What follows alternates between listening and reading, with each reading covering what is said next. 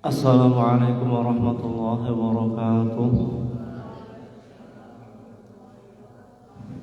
Alhamdulillahirabbil alamin. Wassalatu wassalamu ala asyrofil anbiya'i wal mursalin sayyidina wa maulana Muhammad wa ala alihi wa ashabihi ajma'in.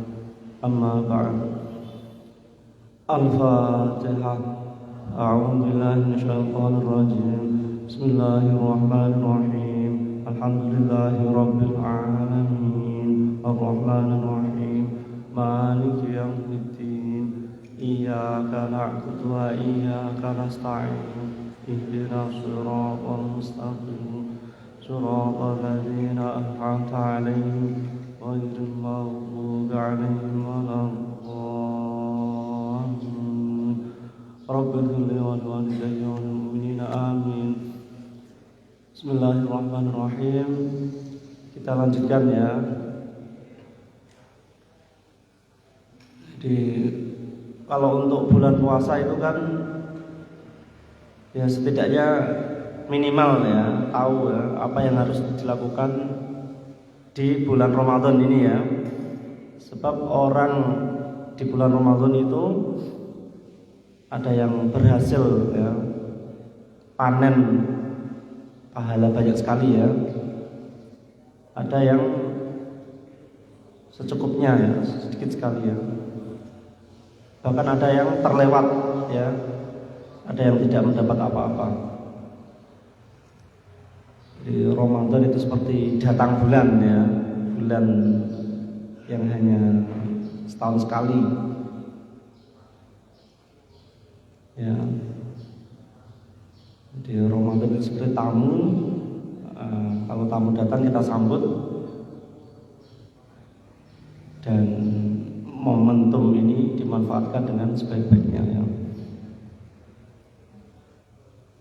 Di bulan Ramadan itu bulan diturunkannya Al-Quran ya. Segala sesuatu yang bersentuhan dengan Al-Quran itu akan menjadi mulia ya. Akan menjadi bahkan paling mulia ya, karena Al-Quran itu firman Allah ya, kalamullah yang qadim. Di Al-Quran itu dibawakan malaikat Jibril sehingga malaikat Jibril menjadi pemimpin para malaikat. Kemudian Al-Quran ini diturunkan kepada Nabi Muhammad SAW sehingga Nabi Muhammad ini menjadi Nabi yang paling utama ya, paling mulia. Yang turunnya di bulan Ramadan. Makanya bulan Ramadan ini menjadi bulan yang paling mulia, paling istimewa ya. Al-Quran ini disampaikan kepada umatnya Nabi Muhammad SAW, maka menjadi umat yang paling unggul ya, umat yang paling nanti mengungguli umat-umat yang lain ya. Dan Allah ini mengangkat derajat kaum tergantung bagaimana memperlakukan Al-Quran ya. Jadi mereka menjadi mulia karena memuliakan Al-Quran dan akan menjadi terhina karena menghinakan Al-Quran ya. Jadi makanya kalau Ramadan itu Quran lebih diperbanyak ya. Karena Rasul sendiri juga tadarus ya. Tadarus itu simak-simaan ya. Kalau Rasul sama malaikat Jibril ya. Setiap bulan Ramadan malaikat Jibril dengan Rasulullah ini apa? Tadarus Al-Quran ya. Makanya banyak khususnya di bulan Ramadan tadarus menjamur ya.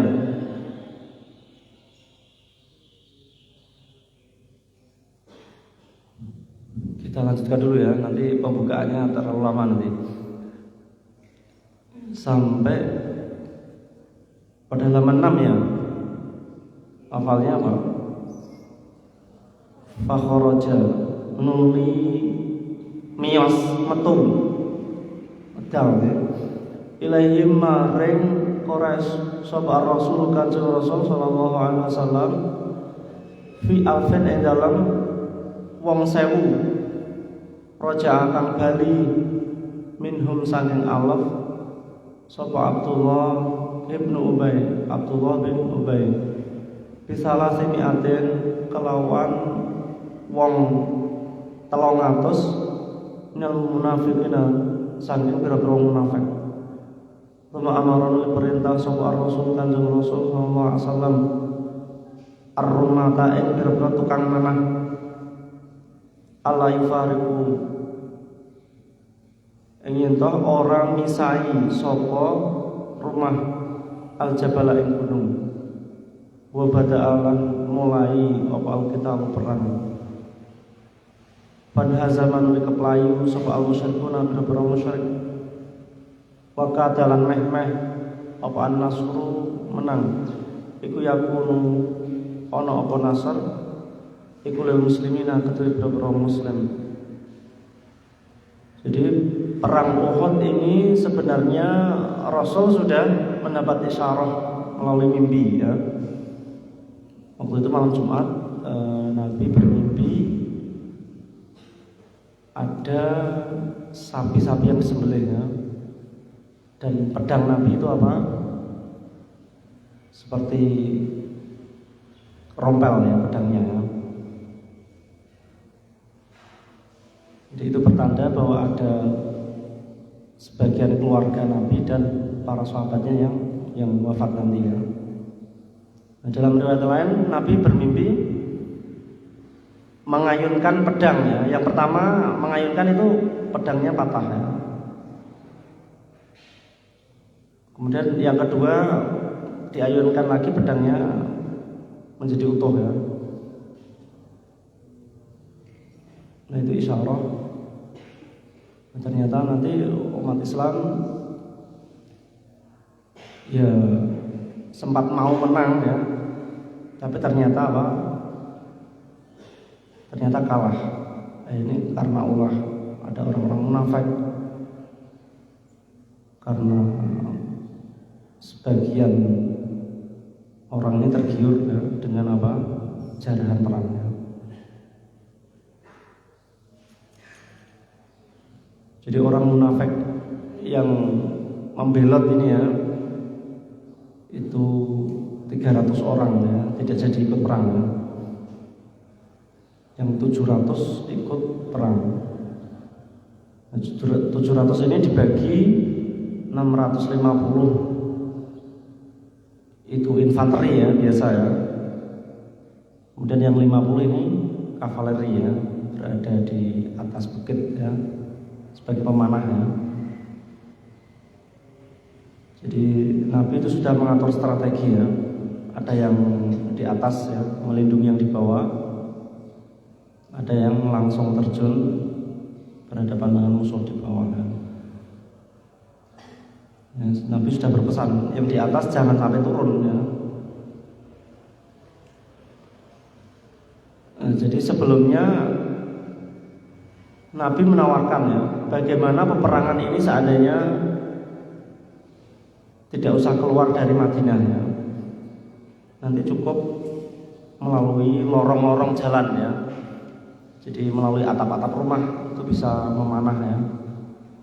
Tapi anak-anak muda itu ingin perang ya, ingin langsung menghadapi musuh di jalan ya, tidak di Madinah ya. Di anak-anak muda ini semangatnya sampai seakan-akan Rasul ini ya bagaimana lagi ya, harus apa? Harus mengambil tindakan ya. Ya udah keluar dari Madinah ya, menemui musuh ya.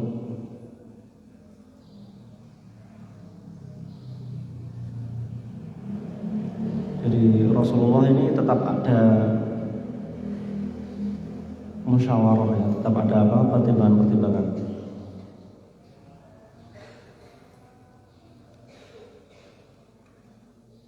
Fanhazama nuli keplayu sopo al musyrikuna pira-pira musyrik Terusannya ya, laula annar rumata lamun ora ana utawi sak temene pira-pira tukang panah iku khalafu nulayani sapa rumah amrar rasuli ing perintah Rasul sallallahu alaihi wasallam fahamalat nuli nyerbu alaihim ing atase muslimin apa khairul musyrikina jarane pira-pira musyrik fadhazama nuli keplayu sapa aktsaruhum luweh akeh-akeh musyrikin muslimin wa alaihi muslimin ya alaihi muslimin sadaya aktsaruhum muslimin wastusyhida lan dipateni syahid minhum saking muslimin sapa aktsaru luweh akeh min sab'ina tinimbang saking wong 70. Jadi banyak yang melatar belakangi kekalahan umat Islam ini ya. Ini tadi dari awal itu sudah anak-anak muda itu sudah nggak mau ya, ikut usulnya Rasul ya. Kemudian ada orang munafik yang membelot tadi ya 300 orang ya tidak jadi meneruskan peperangan. Dan nanti tukang pemanah yang dipeseni jangan sampai turun itu malah turun ya, tergiur benda rampasan perang ya. Jadi umat Islam sebenarnya mau menang nih ya sebenarnya ya. Saat perang berkecamuk itu umat Islam sudah menggempur musuh ya. Musuh sudah mundur. Kemudian ketika musuh mundur ya, orang-orang yang di atas bukit itu malah turun ya, turun. Nah, akhirnya kan terjadi kekosongan ya. Akhirnya Khalid bin Walid ini kan membawa pasukan kuda. Ini akhirnya putar balik terus menyerang balik ya. Di perang Uhud ini orang musyrik asalnya dipimpin oleh Abu Sufyan ya. Menggalang dana, mengumpulkan pasukannya. Nah, salah satu peletonnya ya itu Khalid bin Walid ini ya, yang menyerang balik ini ya, yang menyebabkan umat Islam banyak yang terluka ya, banyak yang wafat ya, 70 orang lebih ya. Wa minhum lan iku setengah saking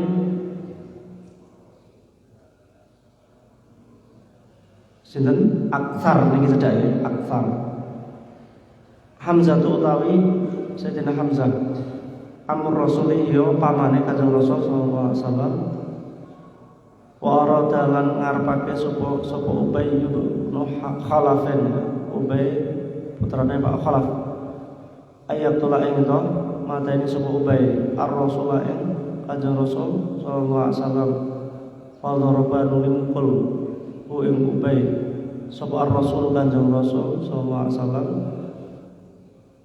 biharbatin kelawan tombak kanat kang ana apa harbah ana iku sabab halakihi dadi sebab matine Ubay wala miatul hala ora mateni sapa nabi ghairahu ing liyane nabi ghairahu ing liyane Ubay namanya.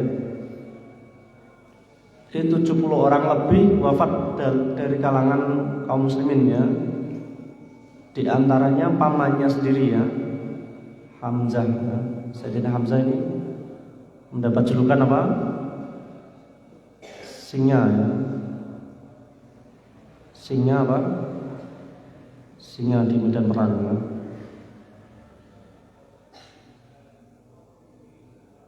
Di beliau ini cara Jawanya dilempe ya, dirunduk. Ditombak dari kejauhan oleh Wahsy namanya ya. Setelah itu ada perempuan yang membedah dadanya ya. Terus hatinya itu dimakan ya, dimakan terus dikeluarkan ya, dilepehke. Ya, di sini Rasul sendiri juga luka-luka banyak ya. Ada namanya Ubay bin Khalaf. Ini bermaksud ingin membunuh Nabi ya. Ya. Jadi karena pertahanannya itu sudah jebol ya. Jadi akhirnya apa? Ubay bin Khalaf ini sudah dekat sekali dengan Nabi ya, ingin membunuh Nabi. Terus secara refleks Nabi apa? Tiba-tiba mengambil senjata ya, terus dihantamkan ke Ubay ini ya. Ini satu-satunya orang yang terbunuh di hadapan Nabi ya, terbunuh oleh Nabi. Ini Nabi Muhammad itu walaupun sering perang tapi tidak pernah membunuh ya. Ya cuma satu kali ini ya, karena kepepet ini ya. Karena Nabi kalau perang pasti apa? Para sahabat itu selalu melindungi ya. Wajurihat lan ditatoni apa rubatar rasuli dengkol lorone Kanjeng Rasul sallallahu alaihi wasallam.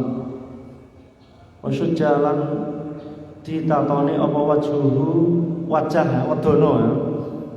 Wajah Kanjeng Nabi sallallahu alaihi wasallam. Wa kusirat lan dipecah ya. Apa rubaiyatuhu wajo serine ya, gigi seri, wajo serine Kanjeng Nabi. Wastaniyatahu lan wajo ngarepe yang wajo ngarep loro ya. Wajo ngarep lorone Kanjeng Nabi. Wajurihat lan tatu atau ditatoni apa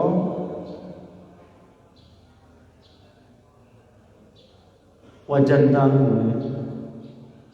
Wajnatahu pilingan lorone Kanjeng Nabi. Wa usibalam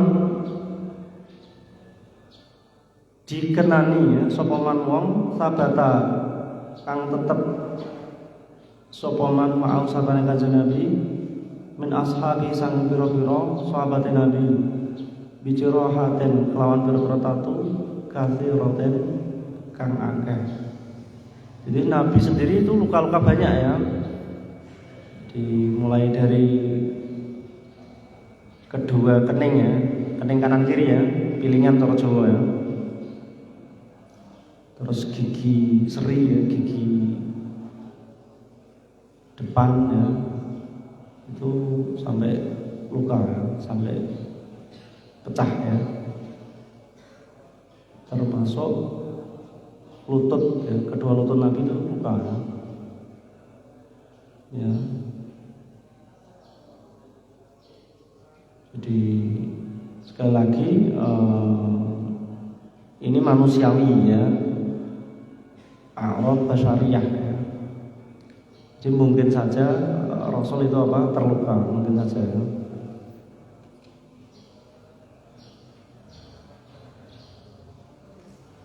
Itu ada keterangan ya.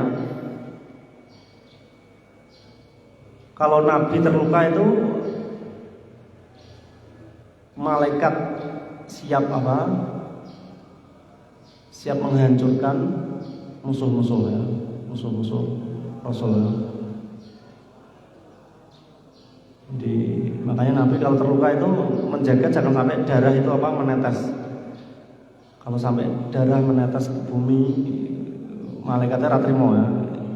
So langsung musnah ya. Ngomong kafir nih mungkin. Wa fi hadis sanati lan ing dalem iki taun zawaja ngerapi garwa sapa Rasul Kanjeng Rasul sallallahu alaihi wasallam an ibnatahu ing putrine Kanjeng Nabi Ummu Kulsum bin Hiyo Ummu Kulsum Utsman bin Affan ing sahabat Utsman bin Affan.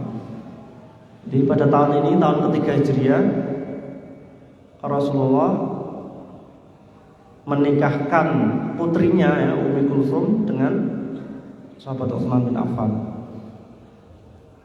Jadi sahabat Utsman bin Affan ini nanti yang mendapat julukan Dzun Nurain ya, punya dua cahaya, karena beliau ini nanti menikahi dua putri Nabi ya bergantian ya. Putri yang tua sudah wafat, baru putri yang adiknya ya. Terus wafat lagi ya. Nah, Rasul sampai mengatakan seandainya masih punya putri lagi apa mau dinikahkan lagi ya. Di sahabat Utsman ya.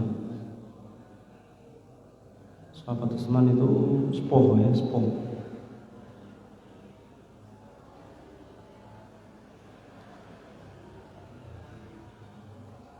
Wa fiha lan ing dalam sanah tazawwaja rabi atau garwa sapa Kanjeng Nabi Hafsata binta Umar ibn al-Khattabi ing Hafsah putrine sahabat Umar, putrane Pak Khattab. Wa Zainab binta Khuzaimah al-Hilaliyah lan ing Zainab putrine Khuzaimah al-Hilaliyah. Jadi di tahun ini pula, tahun ketiga Hijriah ya, Rasulullah menikah dengan Hafsah ya. Hafsah itu putrinya sahabat Umar ya, sekaligus menikah dengan siapa? Zainab, putrinya Khuzaimah. Khuzaimah ini laki-laki ya. Di Khuzaimah itu laki-laki ya. Kalau di Indonesia mungkin perempuan ya. Ya. Jadi pada tahun ini Rasul di samping menikahkan putrinya juga menikah sendiri dengan ya perempuan-perempuan yang beliau persunting ya. Wa fiha lan ing dalam sanah mulida dilahirake sapa Al-Hasanu Sayyid Hasan. Wa hurrimat lan diharamake apa al-khamru khamr tahriman lawan ngaramake qat'iyan kang bangsa mesti. Jadi di tahun ini dilahirkan Sayyidina Hasan. Ini cucu Nabi ya. Hasan. Nanti kalau Husain setahun berikutnya ya.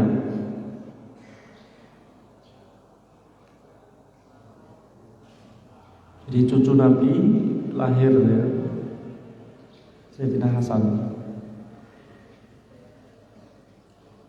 Bedanya Hasan sama Husain apa? Kalau Hasan itu kakaknya, kalau Husain adiknya ya. Ya.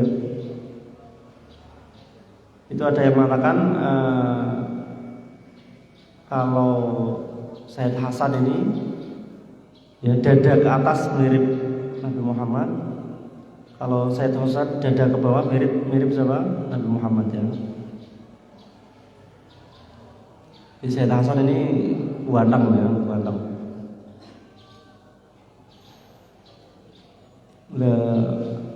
Keturunan Rasul ya, keturunan Rasul itu bermacam-macam ya. Ketemu orang Jawa ya nanti wajahnya bisa mirip Jawa ya, bisa ya. Ketemu orang Cina ya bisa mirip Cina, bisa ya. Ketemu mungkin orang Afrika ya bisa mirip Afrika, bisa ya. Ya. Jadi ada di situ gen ya.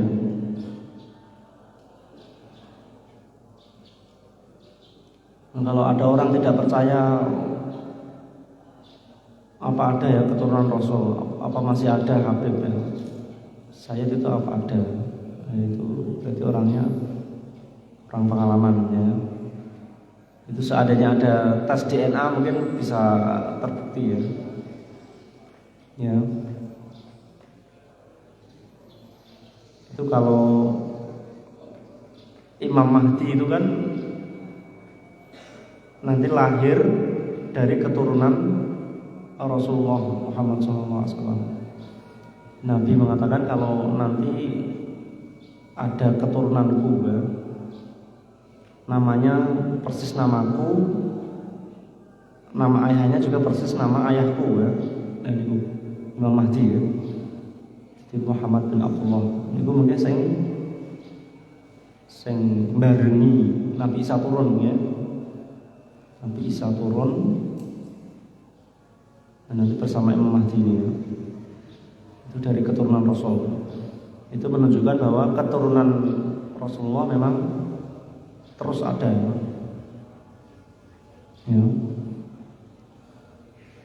Pada tahun ketiga Hijriah ini diharamkan khamr.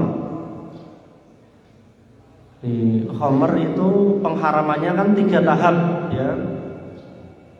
Karena khamr itu orang itu kecanduan itu kan sulit untuk dihilangkan ya.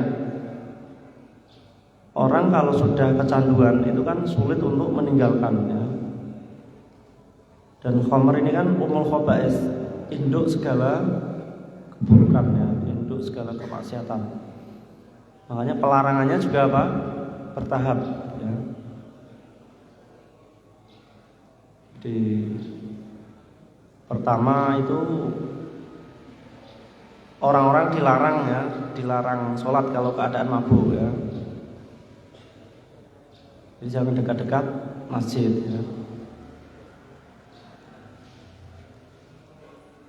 Terus pelarangan yang kedua ya, bertahap ya, dalam Quran ya.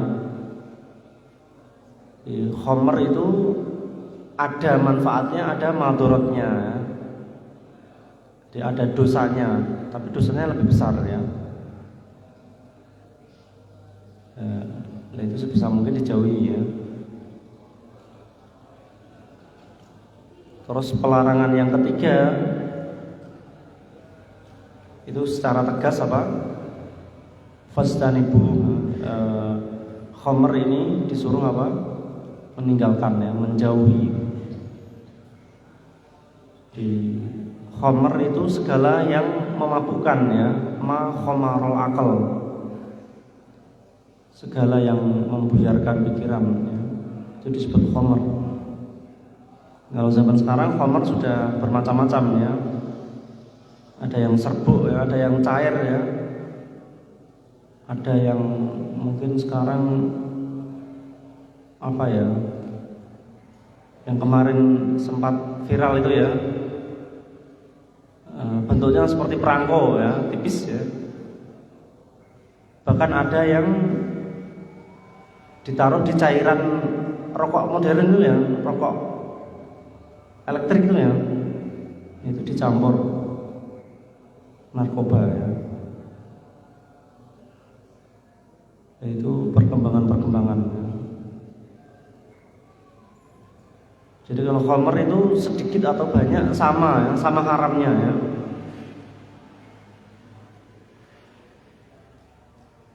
Ya, setetes atau 1 drim itu sama haramnya ya.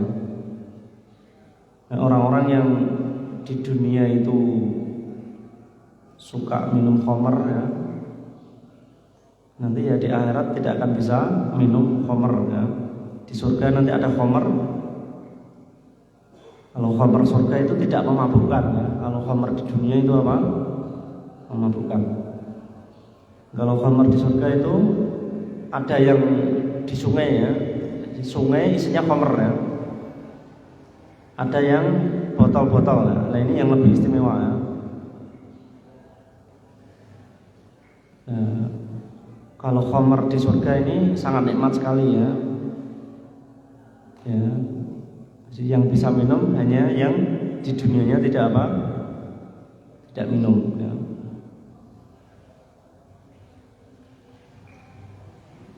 Jadi sekali lagi khamr itu bentuknya bermacam-macam ya. Bahannya juga bermacam-macam. Tapi itu induk apa? Induk kemaksiatan ya. Jadi kalau orang sudah minum khamr ya, sudah mengkonsumsi minuman keras ya, narkoba dan jenisnya ya, itu nanti nyalinya menjadi apa? Naik ya. Ya, dia tidak takut siapapun ya, dia tidak sadar, dia nafsunya bangkit ya, syahwatnya bangkit, jadi emosinya itu menggebu-gebu, makanya mudah marah, mudah menyerang lawan ya, mungkin syahwatnya bangkit ya, nanti mudah tergoda oleh lawan jenisnya ya. Biasanya para pelaku kejahatan itu dekat dengan minuman keras ya, dekat dengan narkoba ya. Ya. Jadi kalau menurut prosentase ya, orang-orang yang berbuat jahat itu rata-rata apa? Rata-rata ya mengkonsumsi apa? Minuman keras ya, narkotik dan sebagainya. Ya, termasuk kecelakaan lalu lintas itu juga banyak ya, gara-gara mabuk terus mengendarai kendaraan. Saya kira cukup ya. Ini walaupun keterangannya walaupun ya sedikit atau banyak ya, semoga bermanfaat ya. Bismillahirrahmanirrahim. Al-'asr innal insana lafi khusr illal ladzina amanu wa 'amilus solihati wa tawassaw bil haqqi wa tawassaw bis sabr. Subhanakallahumma wa bihamdika asyhadu an la ilaha illa anta astaghfiruka wa atubu ilaik. Assalamualaikum warahmatullahi wabarakatuh.